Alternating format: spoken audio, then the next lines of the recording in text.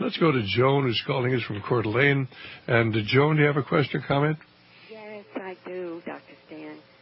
I have a little under 200,000, like 196,000. All right, speak just a little bit louder, please. Oh, I'm sorry. I have got gold and silver, but I just have my last of my inheritance, and I need income, and I have $196,000, and I don't know where to put it. I need some income. Do you have email? Hello? Do you have email? I have an email address. I don't have a computer. Well, can you actually get somebody else to send an email to Bob? Okay, I'll tell you what you do. Yeah, I can. Call 800. Yeah. 375. Yeah. 4188, and you leave a message there for me. Okay. It's 800-375. Yeah, I got it. 4188, and you leave a message there for me, and they will email me your phone number, which you'll give them, and your name, and I will call you. Oh, I don't think this is something we should discuss on the air. No. But I will help you, and I'll tell you what I think you should do. Oh. There's no charge for that. I appreciate it, Bob, so much. Okay, so I'll call this number. You call it tomorrow, and then they will pass it on to me, and I will call you. Just tell me what state you're in, and what's a good time to call. And, okay. I do about 10 of those a day. Oh, thank you so much. Okay, I'll call it tomorrow. Okay, fine. Thanks very much, Joan. Thank you, Bob. Let's go to Rich calling from Hollister. Again, our telephone number is 1-888-24-LIBERTY, 1-888-24-LIBERTY. Oh, Bob, are you still, an advocate of these Swiss bonds? Do you think that they're a safe investment or a worthwhile investment at this time? Will they give income? Well, I think they're still in the upper tier, but what concerned me is that the Swiss government said that they were going to manipulate their currency so that it didn't appreciate greatly in value. They also said that they were going to go into the market and purchase bonds. And I don't think they're purchasing Swiss government bonds because there's not a lot of them. What they're purchasing is corporate bonds of Swiss companies in the market. And it's the same thing that the European Central Bank has started to do, what the British government's been doing through the Bank of England, and of course the Federal Reserve has been doing it big time. And I don't agree with those things. This is un-Swiss. They're also trying to grapple with the problem of Union Bank Suisse. And if UBS gets in a position to go under, I don't think they can bail them out. I don't think it's possible. Whether UBS will go under, I don't know.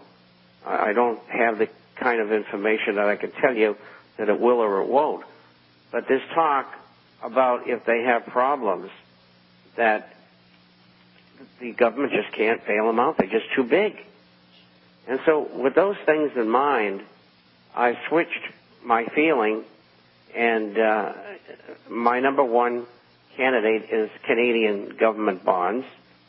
The banks don't have the problems that they do in the United States, although they're not free from problems. And Canada will suffer in this depression, which you're now in, like everybody else will. I don't think to the degree that the United States will, nor do I believe that they'll have the kind of disruption that could happen in the United States. Well, another country that, because of their oil, could turn out quite well. They're kind of away from everything, and they have this enormous income that's come in that's been very well managed, is Norway. So Norwegian bonds are an alternative as well. It's just that most people say Norway. Where's that? Okay. So it's kind of you got to convince them that the place is safe. All right. Well, let's go to Rich, who's calling from Hollister. Rich, do you have a quick question for us? Yeah. Don't you think that to help all the homeowners, don't you think the government could have subsidized everyone's or artificial rate of 1%. You're going to have to speak up, Rich. What was the question? I said, don't you think that the government should have subsidized everyone's mortgage rates to like 1%? That way everyone would stay in their homes and keep their homes. Well, where's the money going to come from? Well, they're already spending they're giving it to the banks anyway, so why wouldn't they just give it to the people directly? All right, Bob, what were your thoughts? Why not to subsidize everybody's home loan and so they can stay in their home 1%? Well, I don't know what the percentage would be, but it's not a bad idea under the circumstances. But if you're going to do that, you can't bail the banks out, which I think is a great idea. Let them all go under. Because there are going to be another 4,000 or 5,000 banks that are smaller that'll stay in business. See, the problem with American banking is that the 19 major banks control 75% of the deposits. And the deposits are essentially uninsured unless the United States government would give a number of $1 trillion to banks to keep them from going under. And that's not going to happen. And so, you're torn in two different directions. One, the bankers that run the government, that own the government, control the government, which we don't, they do. They're going to get what they want, and they already have to a great extent.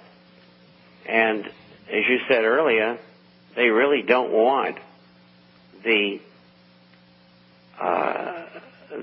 housing situation to get better.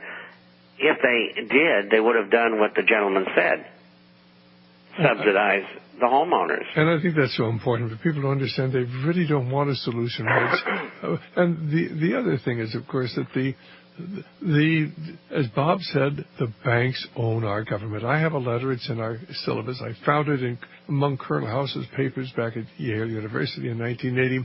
A letter that was sent from Franklin Delano Roosevelt to Colonel House back in 1933, November of 1933, where President Roosevelt says, the truth of the matter is both you and I know, that the financial centers, financial elements in the major centers own the government of the United States, and they've owned it since the days of Andrew Jackson. And we're going to see playing out today exactly that same battle between Andrew Jackson and the major banks only on a larger scale.